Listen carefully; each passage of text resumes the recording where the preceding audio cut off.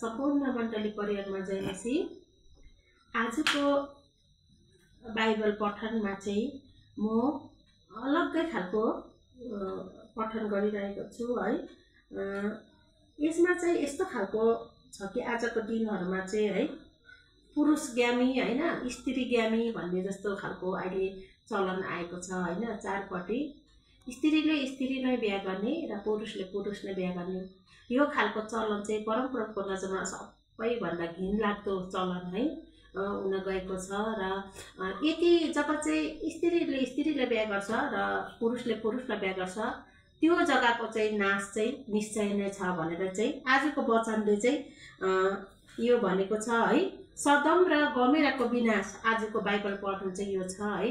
र आजको दिनहरुमा प्राय यस्तो देख्छ। एकजना छिमेकी आएर मलाई भन्दै थियो है मेरो छोरी चाहिँ केटीसँगै विवाह गरेर बसेको छ भनेर। अन्त त्यस कारणले गर्दा आजको दिन चाहिँ अन्तिमको दिनहरुको यात्रामा छौं र आज म त्यही वचन है त्यही सम्झेर मैले आज पनि वचन तयारी गरेको छु है। यो वचनको पढाइमा चाहिँ छ सदोममा दुई स्वर्गदूतहरु 19 मा साँझमा ती दुई स्वर्गदूतहरु सदोममा आए। त्यसबेला लुत सदोमको मूल ढोकामा बसिरहेको थियो। उनीहरूलाई देखेर लुत भेट गर्न उठे र भुइँसम्म निहुरेर दण्डवत भने। 2 मा हजुर कृपा गरी आफ्नो दासको घरमा पाल्नुहोस् र त्यही रात बिताउनुहोस्। तपाईहरू आफ्ना पाउ धुनुहोस् र बिहान सबेरै उठेर जानुहोस्। उनीहरूले भने हामी बाहिर सडकमै सुत्छौं। तिनीहरूले उनीहरूलाई ज्यादै ढिप्पी लगाए बिन्ती गरे। यसैले उनीहरू तिनीहरूको साथमा लागेर तिनको घरमा गए। तिनले उनीहरूलाई भोज दिए र खमीर नहालेको रोटी बनाएर उनीहरूको सामने राखिदिए र उनीहरूले खाए। तर उनीहरू सुत्न अघि सदम शहरका के युवा के बुढा एउटै पनि नछोडी जम्मै मानिसहरू आएर लुतको घर रिङ्गै घेरे। तिनीहरूले लुतलाई बोलाएर भने बेलुकी तिमी कहाँ आएका मानिसहरू कहाँ छन्? तिनीहरूलाई यहाँ बाहिर हामी कहाँ ल्याऊ र हामीले तिमीहरूलाई भोग गरौँ। लुत ढोका बाहिर तिनीहरू कहाँ गएर ढोका चाहिँ आफ्नो पछिल्तिर थुनिदिए र तिनीहरूलाई भने हे मेरा दाजुभाइ हो कृपा गरी यस्तो दुष्ट काम नगर्नुहोस्। कुनै मानिससित सहवास नभएका मेरा 2 छोरीहरू छन्। बरु म तिमीहरूलाई नै तिमीहरूका बाहिर ल्याइदिनेछु। तपाईको इच्छा अनुसार तिनीहरूसित व्यवहार गर्नुहोस्। केवल यी मानिसहरूलाई केही नगर्नुहोस् किनकि उनीहरू मेरो छानामुनि आएका मेरा पाहुना हुन्।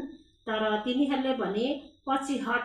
तिमीहरूले फेरि भने तिमीहरूसँग बसोबास गर्न आएका यो मानिस अब हाम्रो न्यायकर्ता हुन खोज्दो रहेछ। अब तिनीहरूलाई भन्दा मलाई हामी ठीक पार्छौं। तब तिनले लुतलाई घचेटे र ढोका फोड्नलाई अघि बढे।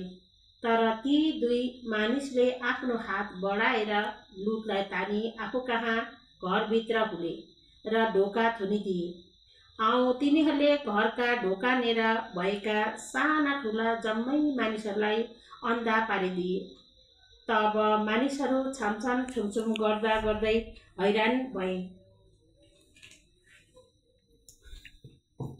ती मानिसले लुतलाई भने तिमीहरूसँग यहाँ अरू कोही छन् जुवाई कि छोरा छोरी अथवा शहरमा तिम्रा अरू जो भए पनि तिमीहरूलाई लिएर यस ठाउँबाट निस्केर आऊ। किनभने हामी यस ठाउँलाई नाश पार्नेछौँ। किनकि यहाँका मानिसहरूका विश्वास उठेको आवाज परमप्रभुको अघि साह्रै बढेर गएको छ र यस सहरलाई सर्वनाश पार्न परमप्रभुले हामीलाई पठाउनु भएको हो। यसै कारण आफ्ना छोरीहरूलाई विवाह गर्ने माग्ने ज्वाइहरू कहाँ गएर लुतले भने उठ यस ठाउँबाट जाऊ किनभने परमप्रभुले यो सहर नाश पार्नुहुनेछ।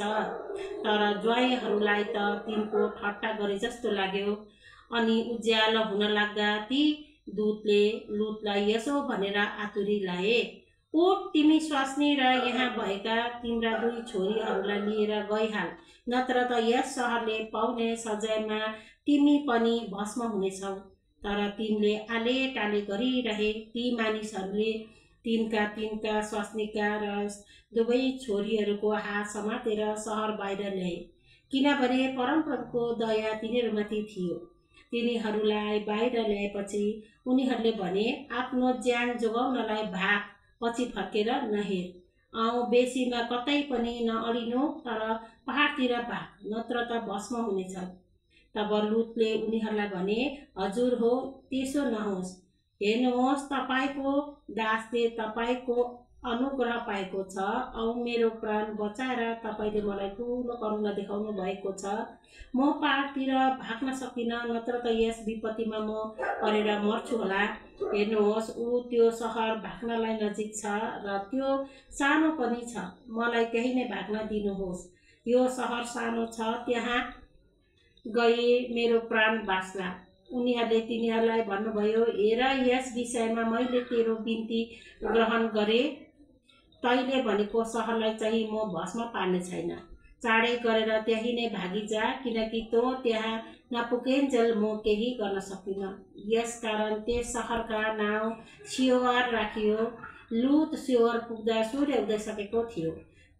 तब परमप्रभुले आकाशबाट सदम र गमोरामाथि आगो र गन्धक वर्षाउनु भयो। उहाँले ती सहर र जम्मै बेसी र सहरका सबै बासिन्दालाई जमिनमा उम्रेका सबै थोक सर्वनाश पारिदिनु भयो। आमीन। है, आजको पढाइको लागि परमप्रभुले हामीलाई आशिष दियोस्। है, जस्तो सदम गमोरामा मान्छेहरू पुरुषगामी थिए, है, त्यसरी नै आजको दिनहरूमा पनि हामी चारतिर यही देख्दैछौँ र आजको यो वचन पनि यही छ। परमप्रभुको हाम्रा है हामीलाई पनि आज यही आज्ञा दिएको छ, यो सबै गर्नदेखिको टाढो बस्नु भन्ने आज्ञा छ। है, आज यो पढाइमा हामी सबैलाई आशिष दिनु।